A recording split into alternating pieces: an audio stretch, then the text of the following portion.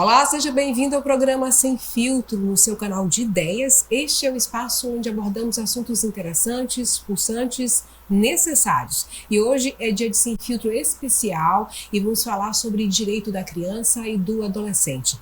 Para falar sobre o tema, estão aqui comigo Márcio Tadeu Silva Marques, titular da primeira Promotoria de Justiça da Infância e Juventude de São Luís, Lissandra Leite, oficial em Educação e Proteção contra as Violências do Unicef Maranhão, e Marcos Japi, conselheiro de Direitos da Criança e do Adolescente de São Luís. Bom, então eu quero começar o programa perguntando quais são esses direitos das crianças e adolescentes e como eles são garantidos pela legislação brasileira. Sejam todos bem-vindos ao programa Sem Filtro.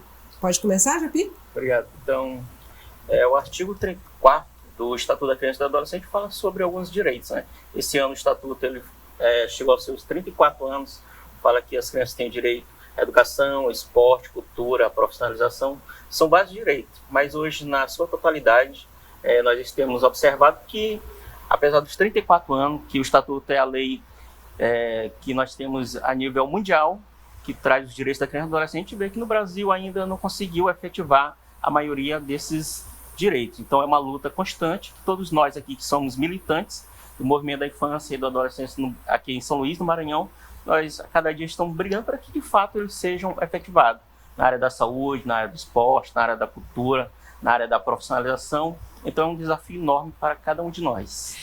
Eu acho que a gente, apesar dos desafios, né, uma coisa muito importante da gente falar sobre direito da criança é do reconhecimento desses direitos. Então, quando a gente olha historicamente, acho que o Japi traz uma questão interessante, que é ainda não total concretização, mas quando a gente pensa historicamente em como a criança era vista no nosso país, nas legislações que não existiam para garantir esses direitos, e como isso começou a ser construído, estruturado com mais força a partir da Constituição de 88, depois com o Estatuto da Criança e do Adolescente, internacionalmente com a Convenção sobre os Direitos da Criança, e com toda a sequência hoje de novas legislações e políticas públicas, a gente pode dizer que sim, hoje, né, as nossas crianças, formalmente, nossos adolescentes têm uma gama imensa de direitos garantidos, né, que estão ali colocados para ser cumpridos e ser feitos de uma forma real por todos nós, por toda a sociedade, mas ainda temos muito caminho pela frente, mas um grande passo foi dado. E quando a gente fala que eles são pessoas em condição peculiar de desenvolvimento, é isso que justifica a doutrina da proteção integral, que é também talvez a forma da gente interpretar esse direito, né? Que eles têm direitos de terem garantidos com prioridade absoluta pela família, pela sociedade, pelo poder público, todos os direitos, né?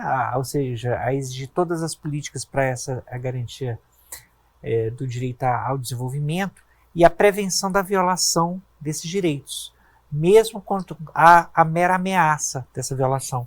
Então, acho que essa é a grande conquista que a gente experimenta nessa nossa época. Tem vários pontos que atravessam esses direitos das crianças. A violência, o abuso, né? A falta de escola. De que forma isso também vai minando esse acesso da criança à garantia desses direitos? Sr. Márcio? Olha, acho que a primeira grande questão é que a gente vive um momento tão acelerado na nossa sociedade que além da gente ter a negativa, a oferta insuficiente ou irregular de alguns direitos, a gente sequer percebe que existem demandas que precisam ser garantidas e que não são.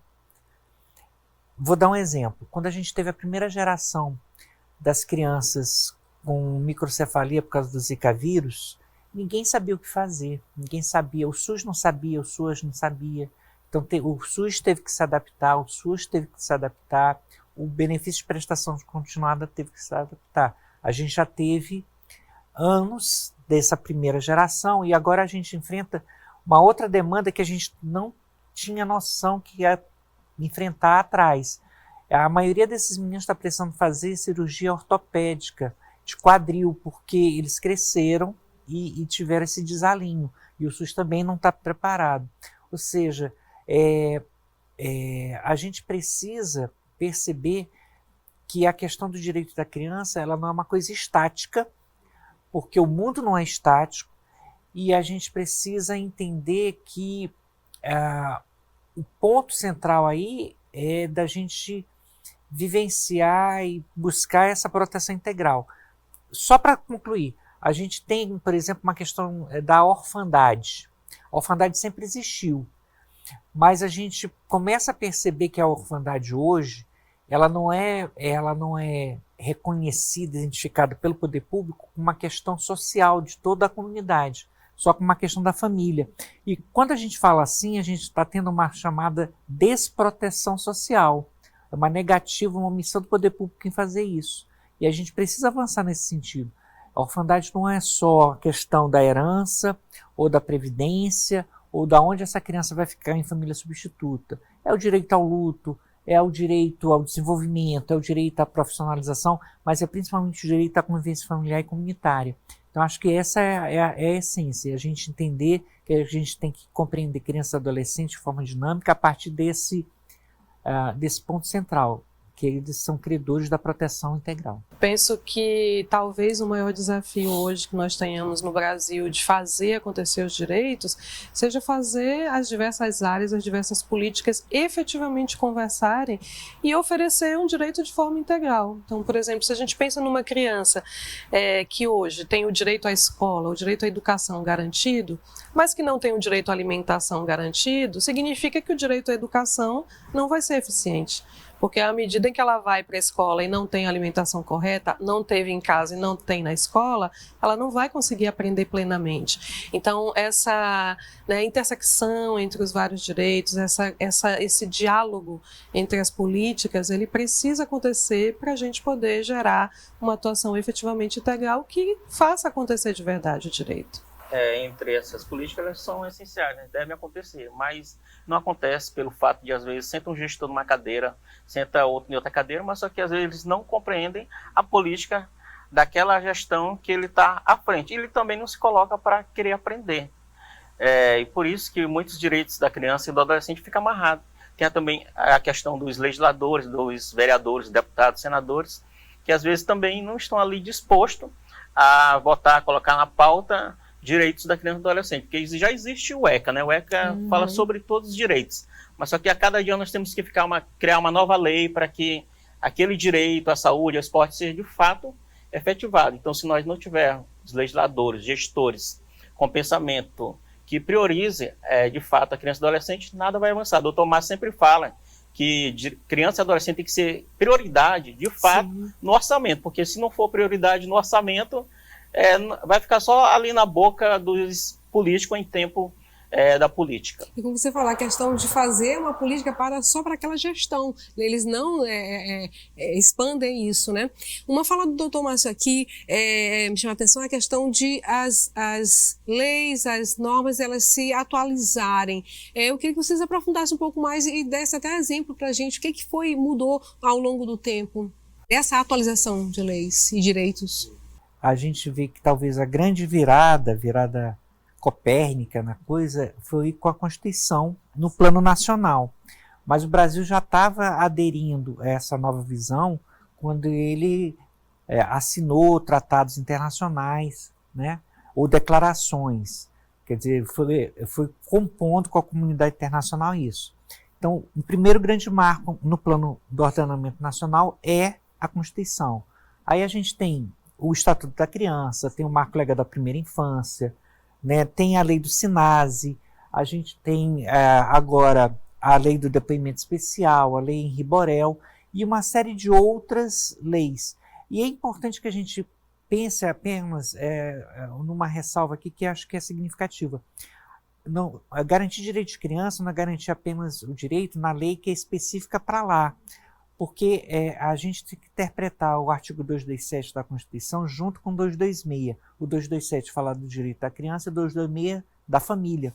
Né? Não se pode pensar a criança do direito à convivência familiar, seja natural, seja em substituição.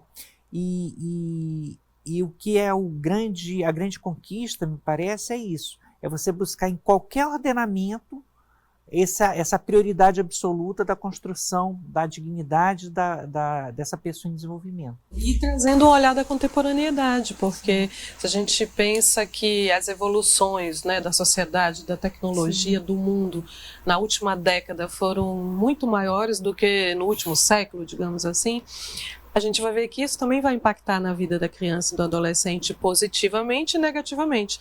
Se a gente pensa, por exemplo, na questão da conectividade, hoje é super importante, as crianças e os adolescentes, eles incorporam, né, o acesso à internet como um direito, o direito à informação, né, até o direito à convivência, hoje ele é mediado também tecnologicamente, muitas vezes, mas ela também pode trazer consequências complexas. Então, as legislações, elas precisam se atualizar.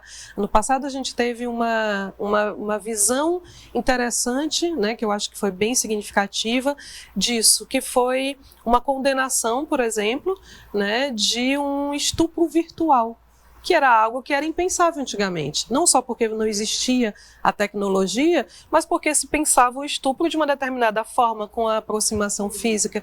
E hoje a nossa legislação, a nossa justiça, ela consegue responder a uma novidade, né, da realidade social que gerou uma consequência negativa, mas que também tem agora uma leitura diferente. Então, é preciso sim que as legislações se atualizem e que o olhar das pessoas da necessidade de direitos também se atualize. Como o doutor Márcio e Lissandra falou, né, há essa necessidade da atualização. E isso acontece todos os dias no Congresso Nacional, a atualização de muitas leis que são importantes para que haja um avanço, porque quem criou naquela época tinha um entendimento.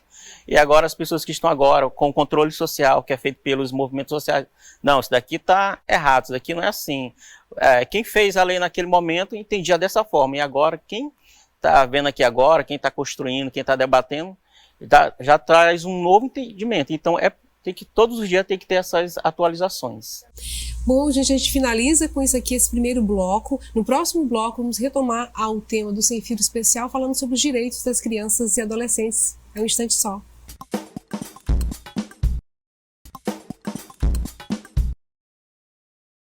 E já estamos de volta com o programa Sem Filtro. Hoje o Sem Filtro fala sobre o direito da criança e do adolescente. Para falar sobre o tema, estou recebendo aqui Márcio Tadeu Silva Marques, titular da primeira Promotoria de Justiça da Infância e Juventude de São Luís, Lissandra Leite, oficial em Educação e Proteção contra as Violências do Unicef Maranhão, e Marco Japi, conselheiro de Direitos da Criança e do Adolescente de São Luís.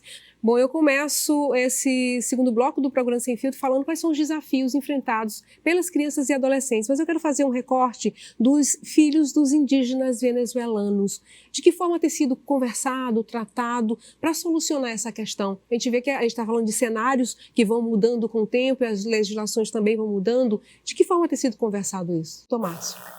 A gente tem que pensar sobre essa questão de uma maneira garantista do direito da identidade étnica, da tradição, porque a gente tem que compreender o seguinte: primeiro, esses indígenas, eles têm duas condições de especial proteção, a condição de indígena e de refugiados. Ocorre hoje, por iniciativa do Dr. Rosalvo, um colega que é promotor da infância, uma ação civil pública contra o município e o Estado na primeira vara da infância. Houve recentemente uma audiência de conciliação e foi dado um prazo para os entes federados, Estado e município, falarem sobre como eles vão fazer uma oferta de um apoio para que essas mães tenham onde deixar essas crianças, né? E isso está correndo o prazo. Mas o que é significativo nisso é que a gente não pode enfrentar essa situação de um ponto de vista higienista, né? De tirá-los da nossa vista. Eles têm direitos e têm que ser observados, respeitada essa identidade. O Unicef atua muito fortemente na questão migratória venezuelana no Brasil, mais especialmente na região de fronteira. Então, lá em Roraima, e no Amazonas também, que a gente teve um fluxo grande para lá, em toda a região norte ali. Acho que um dos aprendizados que a gente tem em relação a isso é de que, assim como é preconizado para o direito da criança no Brasil, há uma mesma compreensão de que o trabalho com essas populações, muito especialmente com as mulheres e as crianças, ele também precisa ser um trabalho integrado. Ele precisa ser a confluência de várias políticas, né, ofertando ali possibilidades de um reordenamento de projeto de vida. Porque você está vendo uma construção de um projeto de vida tradicional que foi quebrada lá no país de origem, né, na Venezuela, e que fica com alternativas esgaçadas, com lacunas, por onde eles vão migrando. Então, essa é uma primeira observação. Acho que a segunda coisa, que do ponto de vista das crianças, é preciso pensar em espaços seguros, de acolhimento e de proteção, porque elas estão no processo migratório também expostas a muitas situações de violência e de violações de direito. Então, a criação desse tipo de serviço, de espaços que podem acolher, que façam uma primeira aproximação linguística, que vai ser um caminho, por exemplo, para o retorno ou para o início de um processo de escolarização, né, que não seja agressivo também culturalmente, é muito importante. Ao mesmo tempo em que, quando você tem essas crianças tendo o seu direito, né, ao brincar, o direito à cultura, o direito à alimentação dentro de um espaço seguro, você também acaba fazendo um monitoramento de possíveis situações de violência. Então, na verdade, é um trabalho muito cuidadoso, porque, além de ter que garantir todos esses direitos necessários, você precisa respeitar essa condição peculiar cultural de quem está no processo migratório e de quem vem de uma comunidade tradicional. Isso é claro que é muito difícil para as políticas nacionais, né? Até no momento que começa, você não sabe exatamente como responder, mas o Brasil já tem alguns anos lidando com essa emergência, digamos assim, que já não é mais uma emergência, e já tem condições, sim, de elaborar políticas como centros de referência para o atendimento dessas crianças, políticas especializadas na área de educação, também na área de saúde, muito especialmente política de geração de renda para as mulheres, né? Essa é uma demanda muito forte, porque no tipo de organização dessa população, a questão das mulheres como geradora também de renda, ela é importante, e isso vai interferir muito diretamente na qualidade de vida das crianças.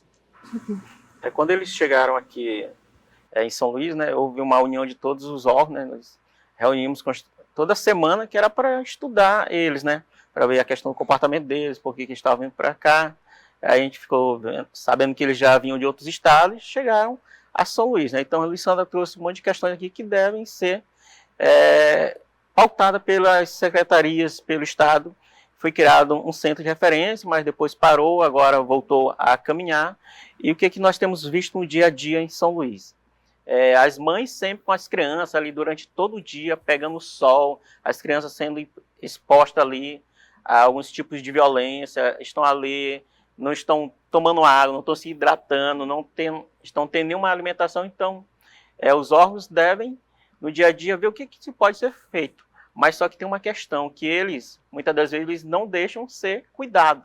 Eles não querem, às vezes, ir a um posto de saúde, eles não querem ser colocados numa unidade de saúde, de educação. Então é uma questão que nós devemos ter todos os cuidados para que a gente possa assegurar, de fato, os direitos a essas crianças, às mães e aos pais. Só fazer uma observação. Essa recusa, ela também tem que ser interpretada, porque assim, indígena Warau, eu não posso ser obrigado a fazer uma coisa que fere minha tradição, o costume, a minha formação, né? A gente fala em alimentação, mas segurança alimentar implica em respeitar os costumes e as tradições. Então, se eu não sou acostumado a comer foie gras, não adianta me trazer foie gras que eu não vou comer, né? Não adianta ser uma comida. Você tem que respeitar isso. Né? No caso daqueles do Yanomami, né? Me parece que houve essa constatação. Das doações, dos alimentos levados, alguns eram descartados imediatamente porque não eram da dieta. Então, assim, compreender isso e respeitar isso é que vai fazer com que a gente tenha proteção integral e não violência institucional. Esse aí é que é o grande desafio.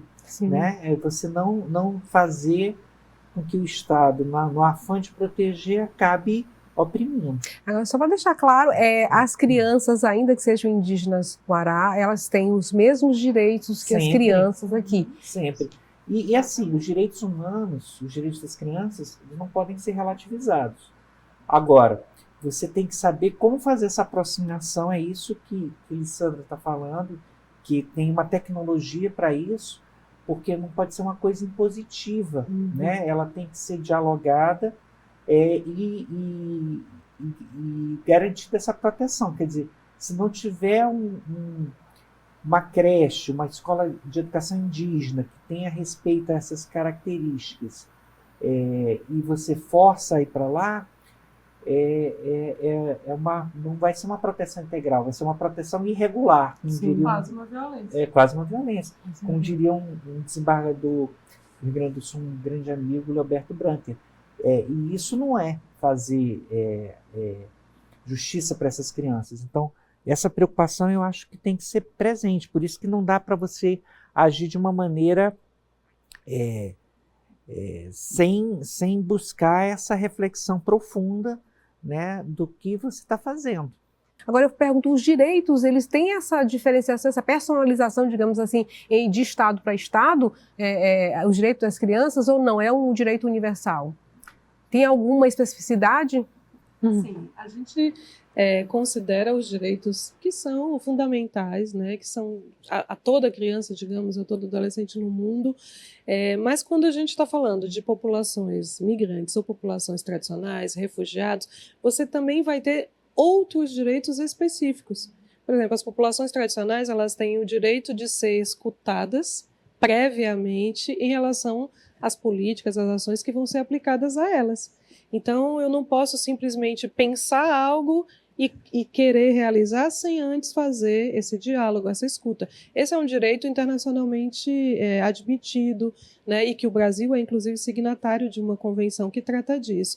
Então, além dos direitos que toda criança, todo adolescente tem, é preciso observar os direitos que advêm dessa condição de refúgio, né, de ser parte de uma população tradicional também. Com certeza. Agora eu te perguntaria, Japi, a questão do conselho, de que forma ele trata esses direitos e que direitos estão sendo garantidos para as crianças e adolescentes? Isso na visão do conselho, o conselho, de que forma está se movimentando? No dia a dia nós conversamos, dialogando nas nossas reuniões, que acontecem de forma ordinária, de forma extraordinária, para que de fato os direitos da criança sejam assegurados, porque o conselho delibera, né, sobre as políticas voltadas para a criança e adolescente na nossa cidade, seja na área da saúde, do esporte, da cultura. Então, a gente conversa, dialoga, e no conselho nós temos algumas secretarias, né, que fazem parte: educação, cultura, esporte, assistência social. Então sempre nós estamos cobrando dessas secretarias as políticas que de fato sejam efetivadas para criança e adolescente na nossa cidade. São direitos que têm que ser garantidos.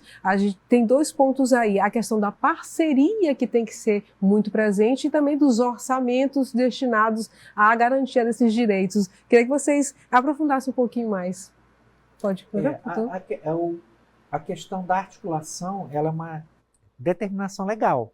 O artigo 86 do ECA fala sobre isso. A própria Constituição, quando ela diz que tem que haver uma ação sinergética, né, entre família, sociedade e poder público, isso pressupõe essa questão. Os conselhos de direitos da criança e adolescente, inclusive o municipal, o estadual, o nacional, eles são, vamos dizer assim, um local privilegiado para tentar fazer essa conjugação, né? E a própria justiça hoje, ela garante para as deliberações dos conselhos de direitos uma exigibilidade. Uma política pública que ela é ditada por uma resolução do Conselho de Direitos, ela é exigível, inclusive judicialmente. O Ministério Público pode pedir a sua execução, né, para que ela possa acontecer. Então, esse sistema de garantia de direitos, ele foi pensado para que ele seja realmente resolutivo nesse sentido, né, e democrático. Emílio Garcia Mendes é um jurista argentino, ele sempre diz que criança é bom para a democracia, e porque, veja bem, a composição de um conselho é paritária, metade poder público, metade sociedade civil. Isso mostra uma forma de manifestação da chamada democracia participativa, que tem o mesmo status, né, da democracia do voto, representativa. Então, discutir infância significa discutir também família, sociedade e regime democrático. o papel do Conselho de Direitos ele é importante nesse sentido. É a comunidade dizendo como quer tratar suas crianças. É um ditado que dizem que é africano, é preciso toda uma aldeia para cuidar de uma criança. Esse é o sentido do sistema de garantia de direitos. Eu acho que se a gente pensa que essa garantia toda, né, que já está colocada nas legislações, no nosso ordenamento jurídico, na nossa compreensão do que deveria ser infância, né, ela é uma garantia do nosso projeto de nação. Né? Quando a gente olha para tudo isso, a gente pensa, nossa, o Brasil ele gostaria que as suas crianças fossem tratadas assim, tivessem um desenvolvimento nesse nível, enfim. Mas isso também precisa se traduzir na realidade concreta do dia a dia, né? Então, para além desse projeto de Estado, enfim, a gente também tem as definições políticas e as prioridades. Então, por exemplo, num momento agora como esse, que é um momento eleitoral, em que você está compondo o que vai ser a prioridade do seu município para os próximos 4 anos, é muito importante que a sociedade considere as propostas, né, as ideias, o histórico, como que determinados candidatos vêm tratando a questão da infância e como eles se comprometem com ela. Então, inclusive ontem o Unicef lançou uma chamada, né, para os candidatos ao executivo municipal de que sim, coloquem a pauta da infância como prioridade nos seus programas de governo, que isso vai se refletir, obviamente, nas peças orçamentárias que vão ser construídas ali no começo. Então, é pensar uma educação que seja realmente adequada, que gere os frutos que se espera dela, se pensar em mecanismos de proteção que estejam ali, né, ultrapassando por todas as políticas, construir todos esses pensamentos não só, né, do ponto de vista legal, mas trazer para a prática do dia a dia, para a decisão política, para a prioridade orçamentária, para que ela se concretize. Então, a gente tem um momento agora muito importante de pensar sobre isso, tanto nós como sociedade, que vamos eleger, que vamos votar nesses candidatos, mas dos próprios candidatos também pensarem o que eles esperam, o que eles desejam contribuir para os direitos da criança nos próximos anos. Criança e adolescente ela deve ser prioridade no orçamento, né? Se você não priorizar a criança e adolescente no orçamento, logicamente que vai passar uma gestão toda não vai aumentar o número de crianças nas escolas. O que a gente vê muito em São Luís? Falta de vaga nas escolas constantemente. Por quê? Não tem terreno para construir uma escola. Nós temos que fazer aqui em São Luís, como já é feito em outros estados. Não tem espaço do lado, vai para cima, constrói na parte de cima, porque senão vai ficar todo ano, os conselhos tutelares vão ficar, não tem vaga, muitas crianças fora da escola.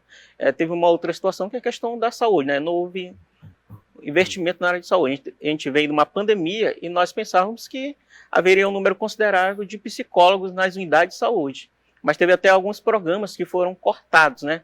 E aumentou consideravelmente o número de adultos, de crianças e adolescentes com doenças mentais. Então, não houve investimento. Na área da saúde também não houve investimento na questão dos serviços de convivência que foram cortados. Então, esses tripé que eu falo aqui, que é assistência, saúde e educação.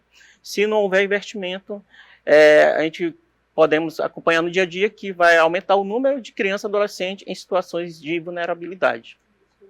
Esse é o momento de ficar bem atento. Com isso, a gente fecha esse nosso segundo bloco e daqui a pouco a gente volta com o programa Sem Filtro.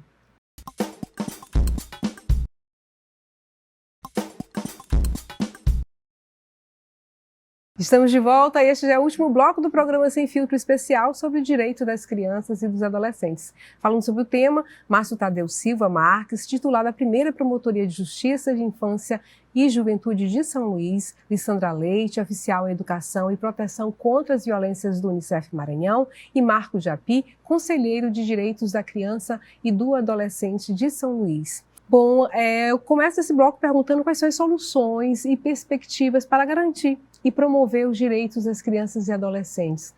As políticas públicas atuais, voltadas para a proteção dos direitos das crianças e adolescentes, elas estão sendo cumpridas? Elas são suficientes? Qual o cenário ideal, se a gente pode falar assim? As políticas para a infância, elas têm uma base eminentemente municipal. Eu já chamo uma atenção para o momento atual. É um momento muito importante. Mas não apenas isso, né? Não é só a questão do gestor, da escolha do gestor. É um elemento de cultura mesmo, né? É um elemento da gente fazer com que a nossa sociedade entenda que, por exemplo, o trabalho infantil que ainda existe, trabalho doméstico infantil, é uma abjeção que não deve ser mantida, que não se pode naturalizar o casamento infantil, né? Que toda forma de exploração de criança é uma forma que atenta ao nosso processo civilizatório. Então, acho que é uma conjugação entre a questão da formação de uma cultura de proteção, né? Você não pode admitir qualquer violação, ameaça de violação, mas você também não pode deixar de agir no sentido de prevenir. A gente tem no Maranhão, por exemplo, uma lei que fala da obrigação do síndico do condomínio residencial de denunciar os casos de violência contra criança e adolescente, também idoso, também mulher, também pessoa com deficiência. Por quê? Porque o espaço privado ele não pode ser um espaço de opressão. E aí, quando ele se torna isso aí, o poder público também tem que agir. Então, é uma mudança de sentido, de conteúdo, de cultura, é uma exigência maior ainda da questão da escolha dos nossos governantes, mas eu acho que é principalmente a gente não admitir qualquer forma de retrocesso dos direitos garantidos, né? Qualquer recrudescimento de um tratamento que não seja de proteção integral não pode ser admitido. Acho que são assim, as bases para a gente poder pensar e que estamos cumprindo a Constituição nesse aspecto. Perfeito. Eu vou destacar 3 coisas que eu acho muito importantes agora, né? Acho que uma a gente já até falou, que é, de fato, essa ação intersetorial efetiva, né? O diálogo entre as políticas, a conversa entre a saúde e a educação, entre a educação e o conselho tutelar, o monitoramento que o conselho faz disso, que é o efetivo controle social. Então, para mim, não existe hoje como a gente efetivar os direitos de crianças e adolescentes se isso não acontecer, seja em grupos de trabalho, em conselhos, em comitês, em diálogos, em audiências públicas, que isso tudo se traduza em procedimentos, em ações, em práticas cotidianas. Então, acho que esse é um caminho hoje muito fundamental.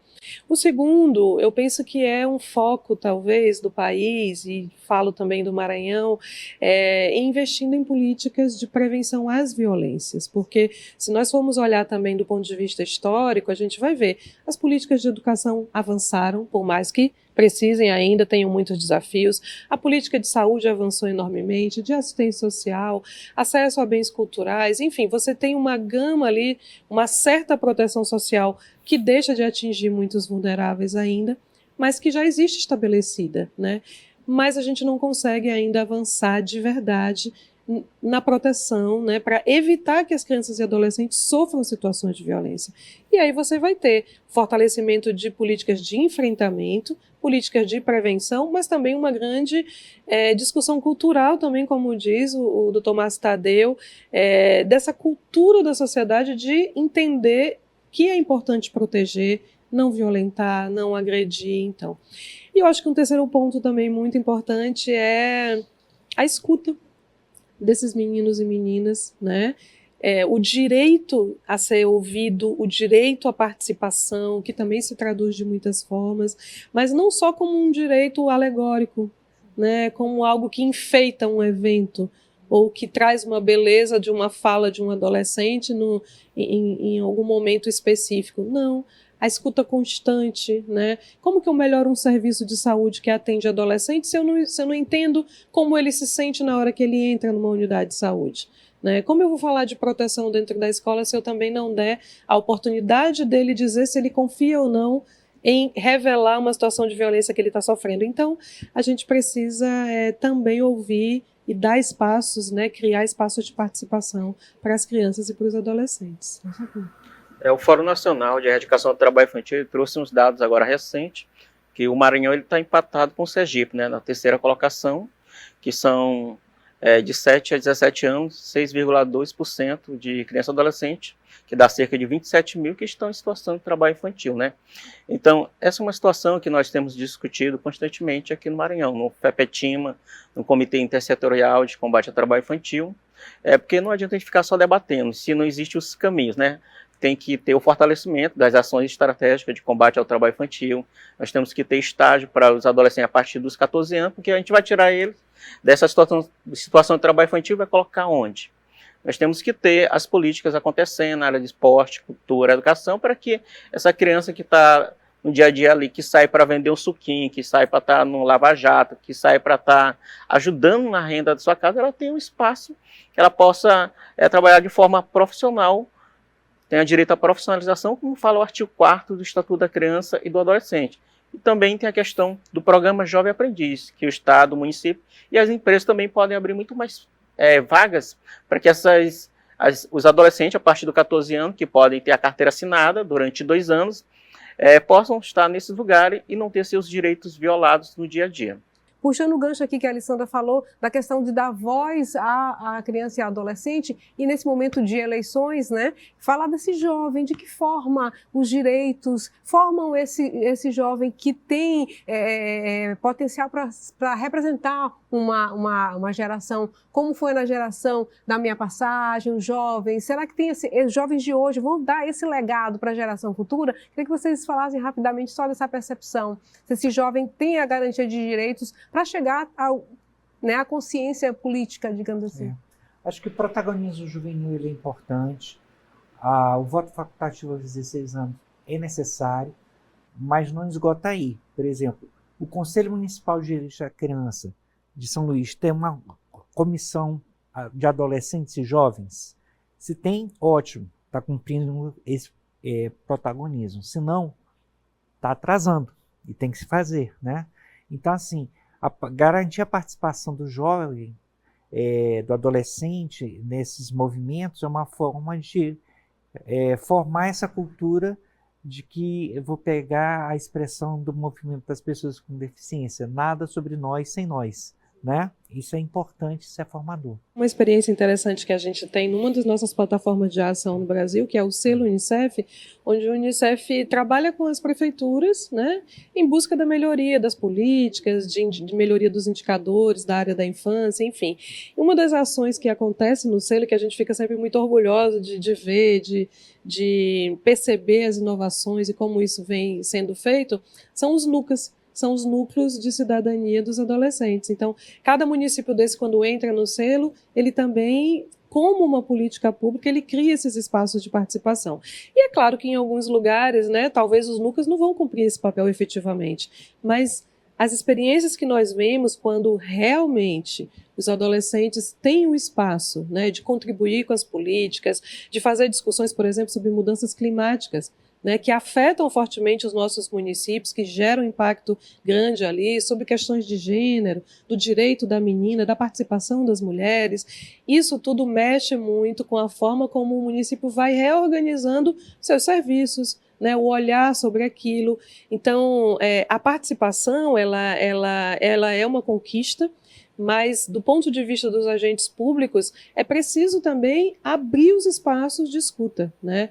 E a gente acredita muito que isso faz uma grande diferença. O Conselho da Criança já baixou uma resolução, né, no ano passado para criar esse espaço de debate com criança e adolescente. Então, a partir da nova gestão do CMDCA, que vai começar no ano que vem, nós já queremos colocar isso em prática, chamar os adolescentes e as crianças para estar no dia a dia debatendo ali seus direitos com os outros atores. Bom, com isso a gente encerra aqui o programa Sem Filtro e hoje a gente falou sobre direitos das crianças e dos adolescentes. Eu quero agradecer a participação de Marco Chapi, conselheiro municipal da criança, Alessandra Leite, do Unicef, Dr. Márcio Tadeu, promotor da infância e da juventude. Muito obrigada a esse fórum aqui aberto, sempre é necessário e importante que as discussões não parem por aqui. Muito obrigada para vocês. Obrigada. Obrigado. Bom, e lembrando que você pode acompanhar a programação da TV UFMA e o programa Sem Filtro na íntegra pelo canal do YouTube. Até a próxima!